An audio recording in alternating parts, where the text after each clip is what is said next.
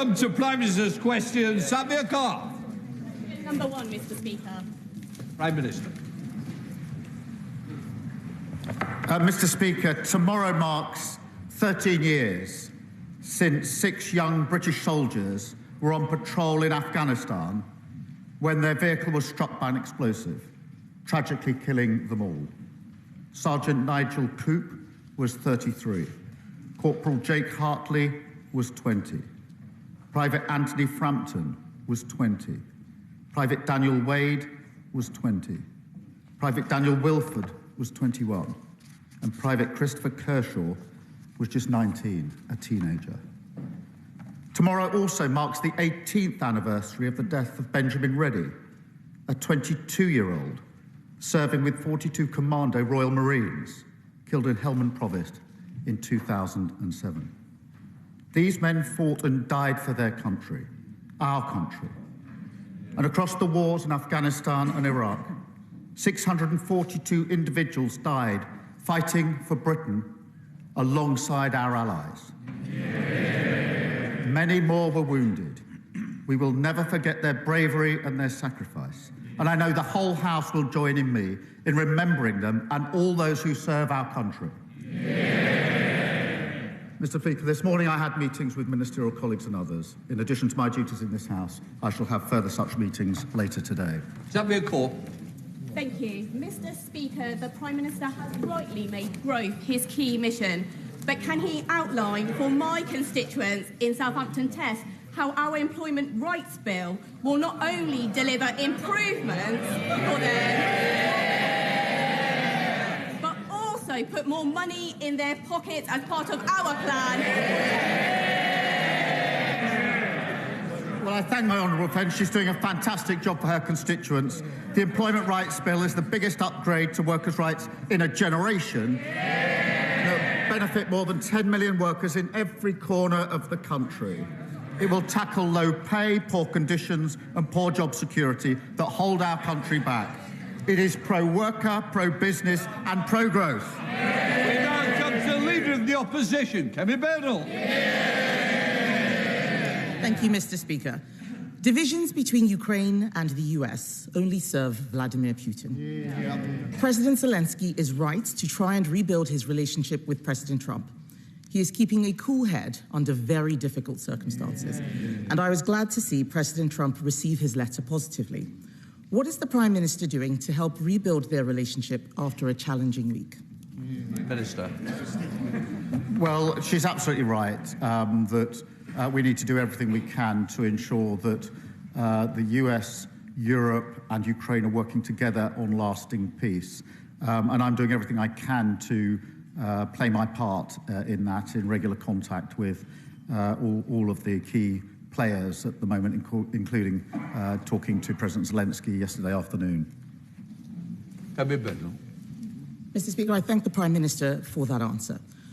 All of us in this House know that the British Armed Forces are a huge source of pride to our country. They put themselves in harm's way to defend our values. As the opposition, we support efforts to resolve this conflict, but we cannot write a blank check. If British peacekeeping troops in Ukraine were attacked, whether directly or via proxies, we could be drawn into conflict with Russia. Can the Prime Minister reassure all those who are concerned about the UK being drawn into war? Minister. Yes, that's the last thing anybody wants to see. And the whole point of ensuring that there's a lasting peace and that any deal, if there's a deal, is defended, is to avoid conflict, to ensure that we do have peace.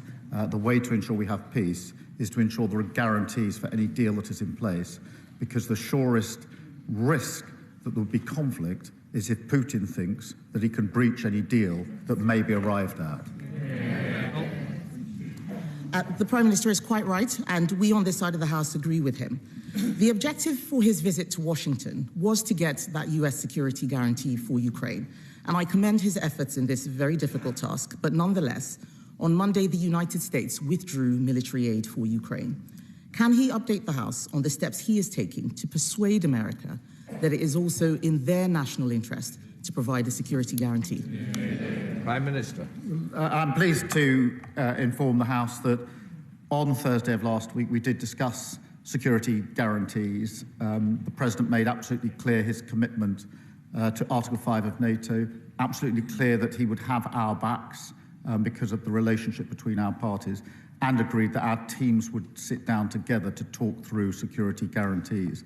I've spoken to him, I think, 3 times since then on the telephone, because it is vitally important that we work with the US, with Europe and Ukraine and make sure that if there is a deal, it has proper security guarantees in place.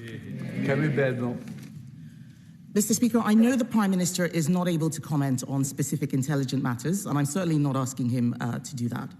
However, there are concerning reports that the United States has instructed Britain to suspend intelligence sharing with Ukraine, and other reports that Five Eyes itself may be at risk. We need to make sure America does not disengage. There are some in this House who argue Europe should go it alone. But does he agree with me that without this country's greatest ally, any peace agreement would place a terrible burden on Britain and our taxpayers? Prime Minister. Well, I do agree with her wholeheartedly, and that's why in the debate we had just 2 days ago, I've always been clear that we need to ensure that the US, the UK, Europe and Ukraine are working together, but we must not choose between the US and Europe. We never have historically, and we're not going to do so now. Thank you, Mr. Speaker. I thank the Prime Minister for his comments on that. He will know that it is not just the security situation that worries people. They are also concerned about trade wars and the economic impact of tariffs, like those leveled on Canada and Mexico yesterday. The best way to avoid America putting tariffs on Britain is to reach agreement on a US trade deal. Following the Prime Minister's trip to Washington, have talks on a UK-US trade deal begun? Prime Minister. Well, I was pleased in the meeting I had last week that we did discuss an economic deal and agreed that our teams would indeed sit down rapidly to talk through an economic deal, and that is what they're doing, because, as she rightly says, that is far better than getting drawn into conflict in relation to tariffs. Thank you, Mr. Speaker. I'm glad the Prime Minister has confirmed that those talks have started. People across our country are worried. They're worried about national security. They're worried about whether we can equip our military fast enough. They are worried about whether we will deploy troops in Ukraine and whether we will be able to keep the peace. They are also worried about our economic security. Can we afford all this? The world is changing fast, and we need an entirely new approach to our economy and our energy security. The budget last year halted growth with higher taxes and higher borrowing. Yesterday, farmers were protesting in Whitehall again. People are hurting. Will he now change course so we can have the economic security we know we need for our national security? Prime Minister. We were doing so well.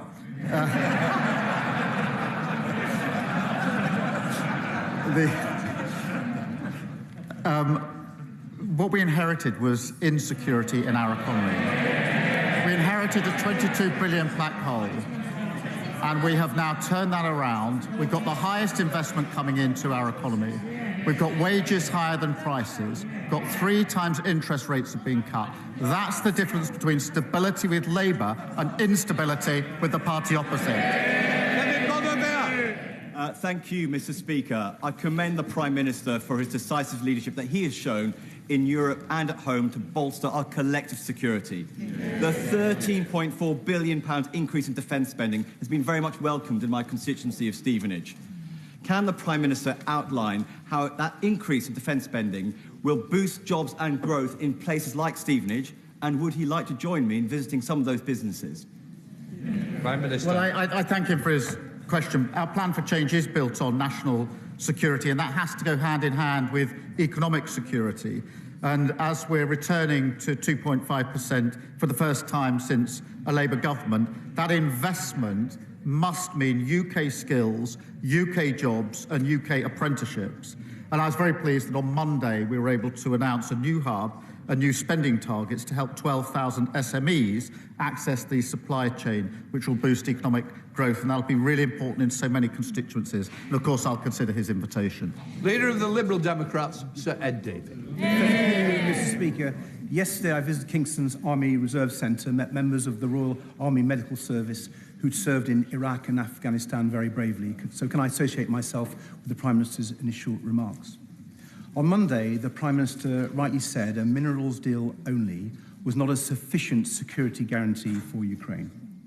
But since then, the Trump administration has said that a minerals deal is the only guarantee on the table, and President Trump has removed military aid from Ukraine and said that the British cannot share American intelligence with Kyiv. Both those decisions mean more brave Ukrainians will die and further embolden Vladimir Putin. So can the Prime Minister tell the House, does he still believe that President Trump is a reliable ally? And if Ukraine does not get a sufficient security guarantee from this White House, what is the Prime Minister's plan B? Prime Minister. Well, Mr. Speaker, look, we work very closely with the United States on defence, on security and on intelligence. We have done for many, many years. We're intertwined, and of course they're a reliable ally. We are operating on that basis day in, day out across the world, as he knows. In relation to the situation as it develops, obviously our main focus, our only focus, is on a lasting peace in Ukraine. There are many moving parts, there are many discussions to be had, but what I'm doing is staying focused on what I think is the single most important outcome, which is a lasting peace in Ukraine, which is good for Ukraine, for Europe, and of course essential for the United Kingdom. Sir Ed Davey. The Prime Minister knows we all support him in that effort. But can I take him back to President Trump's reliability? 4 British women have accused Andrew Tate of rape and human trafficking, and British police have issued arrest warrants. The Tates have tried to escape justice, first to Romania, now to the United States, but I'm delighted that Florida has thankfully opened a criminal investigation. But does the Prime Minister agree that people who are wanted by British police of such appalling crimes should stand trial in our country?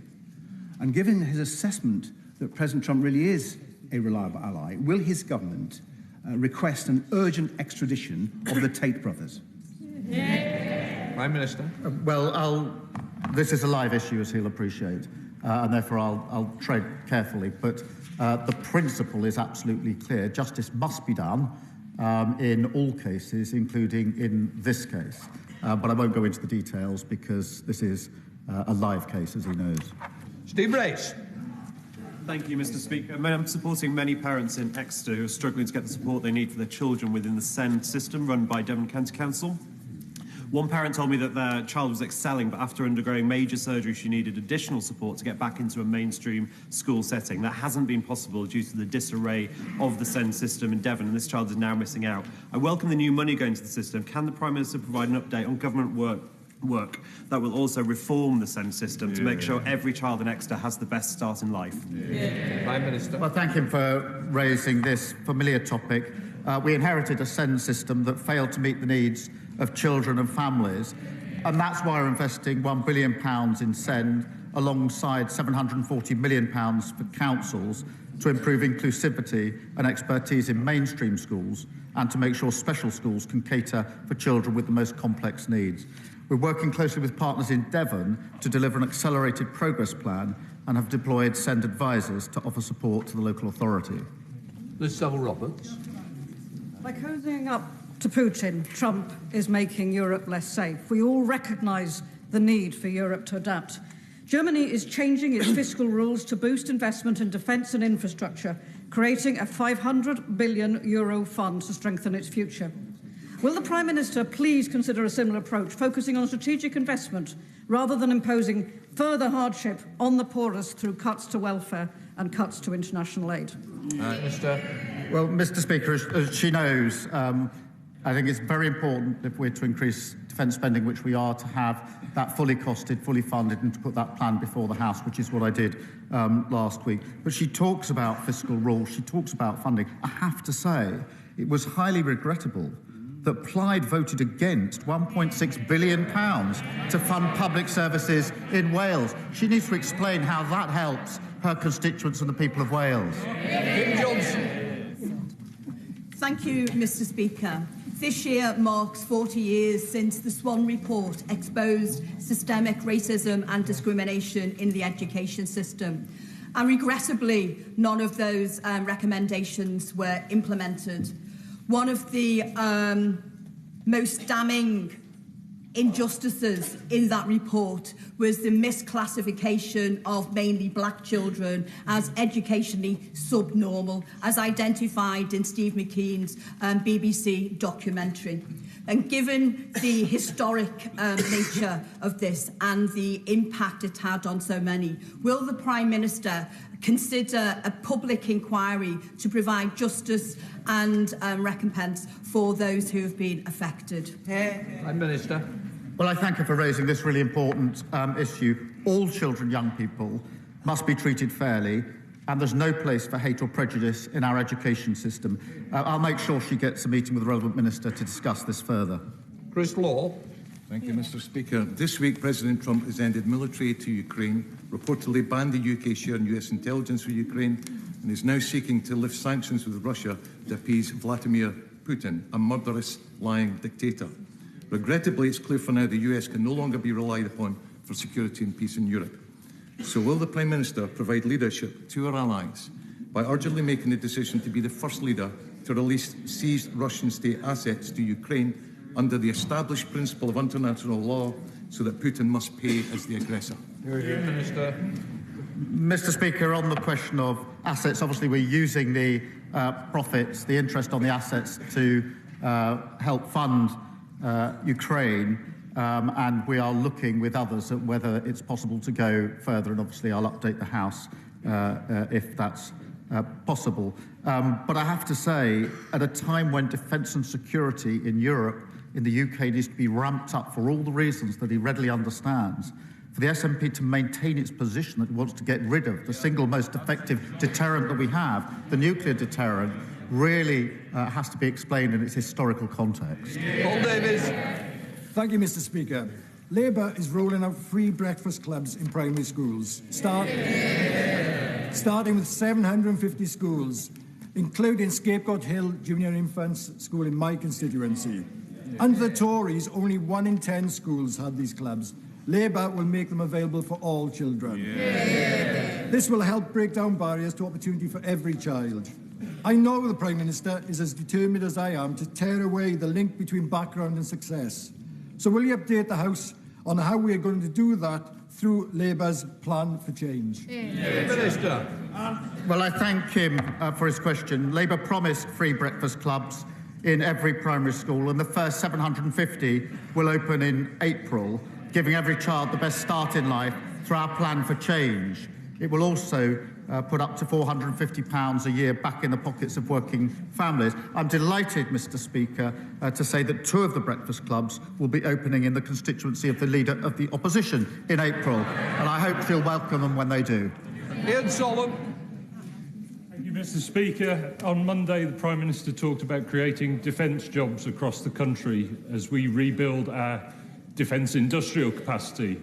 So will he and the government bring forward an urgent plan for skills in the defence sector? And does he agree with his Education Secretary that the strategy for defence skills should sit purely under the Department for Education and an underpowered executive agency? Prime Minister. Well, I thank him for raising this because it is a duty to increase our spending on defence and security, but it also does provide an opportunity for jobs across the country, and that's good jobs, well-paid jobs, skilled jobs, as he rightly identifies, but also jobs with a real sense of pride, and we are working on that. Emma Lulberg. Thank you very much, Mr. Speaker. My lovely granddad, John Henry Richardson, passed away in 1998 from work-related asbestos exposure. Today in South Shields, we have one of the highest death rates from this silent killer in the United Kingdom. Will the Prime Minister please look at introducing a national digital register so we know where this asbestos is and commit to a phased removal of it from public buildings? Prime Minister. Well, I'm sure I speak for the whole House when I say I'm very sorry to hear what happened to her grandfather. These are just awful cases, and the deaths are terrible. I've no doubt he was a wonderful man. He would have been, no doubt, very proud to have seen her in her place today. And I'll make sure that she gets a meeting with the relevant minister. Sir Oliver Dundon. Thank you, Mr. Speaker.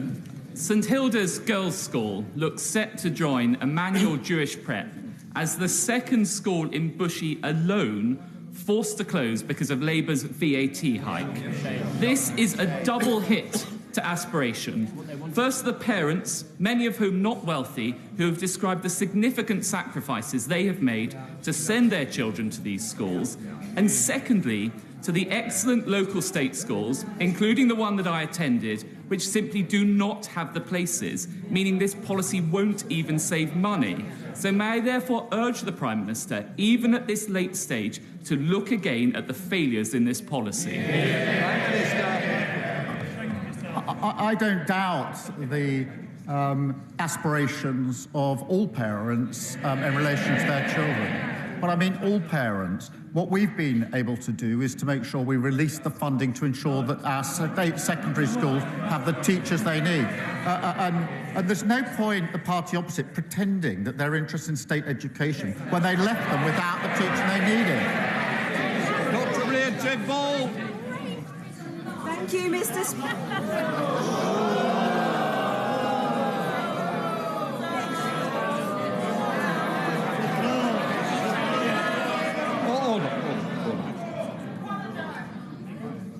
There is no punchline. I presume something was said that shouldn't have been said.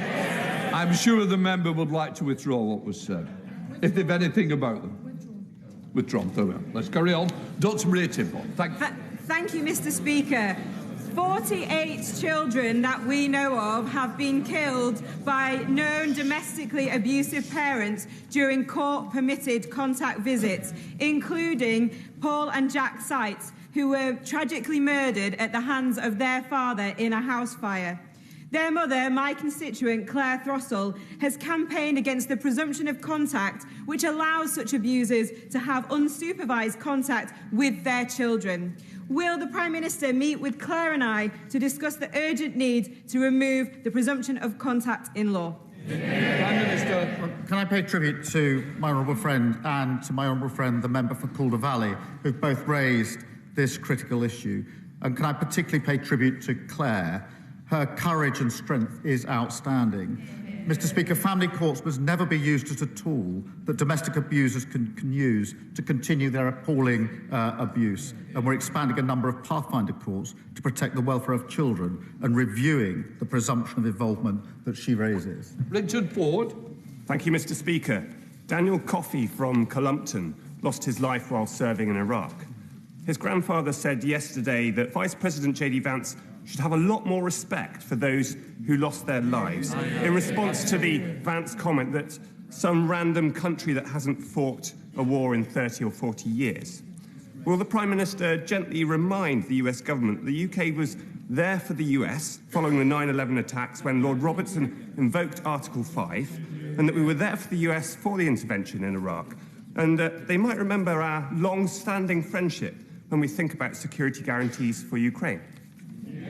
Prime Minister. Well, I thank him for raising this, and I know he speaks for the whole House. We do remember the role that we've played historically with our allies, and we particularly remember those that made the ultimate sacrifice in that duty for their country and for our allies, and that's why it's so important that we make that point today. Parin Moon. Muraz Gul Peran Lowen. Happy St. Piran's Day, Mr. Speaker. To the hundreds of thousands of people in Cornwall and around the world who are today celebrating St. Piran's Day, will the Prime Minister confirm our government's commitment to national minority status for Cornwall, and will he join me in wishing Cornish folk the world over a very happy St. Piran's Day? Prime Minister. Well, yes, let me wish him, his constituents and everyone in Cornwall a very happy St. Piran's Day. We do recognise Cornish national minority status, not just the language, the history and the culture of Cornwall, but its bright future. And I know that he and Cornish colleagues will continue to be powerful voices for Cornwall. Sir David Davis. Four weeks ago, the Northern Ireland coroner accused British soldiers of unlawful killing after they engaged with IRA would-be murderers. After careful reading, as far as I can see, this judgment was based on no evidence whatsoever. Over 100 Special Forces soldiers have been summoned before these inquiries. Not one IRA leader has been summoned in the same way. Soldiers that serve our country with honour, heroism and skill are being punished in their declining years for doing nothing but carrying out their patriotic duty with enormous risks. Now, given how he opened his comments today, which I associate myself with, does he not think that he and his government have a duty to protect these soldiers from such partisan parodies of justice in their declining years? On the particular case, the coroner's ruling, I just haven't seen the details, I'm afraid, so I can't comment on that. On the broader point, it's right that we should protect those who serve our country, wherever they serve our country. Getting the balance right is critically important. I didn't think that the legislation that was put forward by the party opposite achieved that, but nonetheless, I do believe that in the interests of everybody in Northern Ireland, all those who served and all those who are victims, we do need to renew our efforts to find a way forward on this really important issue. Eleanor Donegal. Mr. Speaker, my constituents in Hastings Rye and the villages are fed up with the constant failures of Southern Water, dumping sewage in our sea, flooding and leaving us without water for days, all while taking huge bonuses. At the Environment Select Committee, we've been hauling in the water bosses one by one and hearing about their failures. But the boss of Southern Water there finally agreed to give my constituents millions in compensation for a major water outage. Can the Prime Minister tell me how this Labour government is cracking down on the bad behaviour of the water industry? And I applaud her for her dedicated work on the Environment Committee and obviously in her constituency. Last week, our Water Act became law, which gives new powers to ban the payment of bonuses for polluting water bosses and bringing criminal charges against lawbreakers. We are determined, Mr. Speaker, to fix our broken water system after years of companies pumping sewage into our waterways and infrastructure not keeping pace with demand. Wendy Morton. Thank you, Mr. Speaker. I pay tribute to the Prime Minister for his efforts to bring Europe together and ensure we can work to restore peace in Ukraine. What the war in Ukraine has also demonstrated, though, is the need for greater food security and stronger supply chains. But if this government forces our farmers to sell their land because of the divisive family farm tax, then it undermines this. Yeah. So ahead of the spring statement, I'd like to ask the Prime Minister, will he think this policy through again and seek to end it? Because national security needs food security, it needs farming, and it needs farmers. Prime Minister. Mr. Speaker, we put a record amount in the budget into farming, £5 billion. We've set out a roadmap for farming, which has been welcomed across by the NFU. And as she knows, the vast majority of farms will not be affected by the provisions that we're putting in place. Lead picture. Thank you, Mr. Speaker. For months, my constituents in Doncaster East and Isle of Axholme have been telling me how fed up they are with not being able to get an appointment because of the 8 a.m. scramble. The last thing they need when they're ill is to have to pick up that phone and wait and fight again to be first. It's great news that the government's new GP contract will start to resolve this. But can the Prime Minister reassure my residents who can't use technology that they will still be able to book an appointment? Prime Minister. Well, I thank him for this. Last week, for the first time in 4 years, the BMA agreed the GP contract with the government worth an extra £889 million. Patients will be able to request appointments online from October, but I can absolutely reassure my honourable friend and others that this will free up the phones for those who need them most and help end the 8 a.m. scramble. Rosie Duffy. Thank you, Mr. Speaker. Under his Labour government, does the Prime Minister believe the UK's estimated 3 million millionaires should contribute more to our vital national security? Or is it just the world's poorest, by no longer benefiting from our international aid programmes, or the shameful almost 6 million children living in poverty in this country who should be paying for it? What happened to the wealth tax, Prime Minister? Prime Minister. Well, I think all should and all do make a contribution at this vital time. Mike Tapp. Thank you, Mr. Speaker. These are delicate moments for the country, and the Prime Minister has led with British values, moral courage, decency, as a true statesman, and with skilled and careful diplomacy. Elected politicians in this House, Mr. Speaker, must appreciate that everything we say could impact that diplomacy. Does the Prime Minister agree that a united House could help us achieve that lasting peace? Well, let me broaden out his words to the whole House, because I do think that it's hugely to the credit of this House that it is speaking loudly in a united way with one voice in the face of Russian aggression.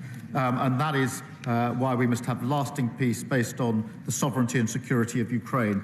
But it certainly helps to all of those observing across the world to see this House speaking powerfully with one voice, united across these benches. And I'm very pleased that we're able to continue in that way. Seamus Logan. Thank you, Mr. Speaker. The Scottish fishing industry, by volume and value, is the biggest in these islands. And within my constituency, the port towns of Peterhead and Fraserburgh represent a very large share of that industry in terms of the land it catch and its processing. Now, I'm sure the Prime Minister enjoys the occasional fish supper. So does he agree that their interests and their future must be secured and enhanced as his government pursues economic growth and resets its relationship with the European Union, especially through the forthcoming trade and cooperation agreement negotiations, so that the jobs of the people who work in this sector can never be made expendable for the sake of some other interest? Prime Minister. Well, thank him for raising this, and do recognise the huge and historic importance of the fishing industry in his constituency and others. I'm determined to make the sector more secure, sustainable and economically successful. We've already secured over 720,000 tonnes of fishing quota for the year, worth up to £920 million, including agreements with the EU and with Norway. We also want to tackle problems about labour shortages that he will be familiar with. I'm pleased that his constituents in Peterhead will benefit from £20 million under our plan for neighbourhood, but absolutely do everything we can in relation to this issue. Thank you, Mr. Speaker. Medway Maritime Hospital in my constituency of Gillingham and Raynham has today received a very concerning CQC report following an inspection of the emergency department in February last year.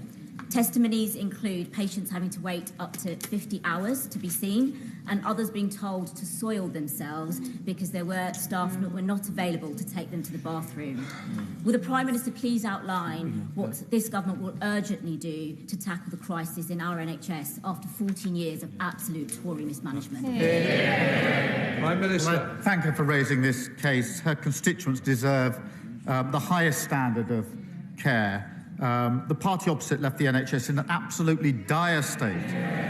We're investing £26 billion, and our reform plan will cut waiting lists. And I'm really pleased, Mr. Speaker, to say that waiting lists are down, and we've delivered over 2 million extra appointments to get the NHS back on its feet. Final question, Richard Holden. A marriage between first cousins carries significant health issues, many of which aren't even knowable until post-birth. When practiced generation after generation, there is a significant multiplier effect. In addition, the real impacts for the openness of our society and women's rights in our country are also significant. After all, there are significant dynamics in sharing a same set of grandparents. On Friday, this government has a choice to let my bill go through to ban first cousin marriage to committee stage. Will the Prime Minister think again before instructing his whips to block this legislation? Prime Minister. Mr. Speaker, we've taken our position on that bill. Thank you. That completes Prime Minister's questions. See you later, lads.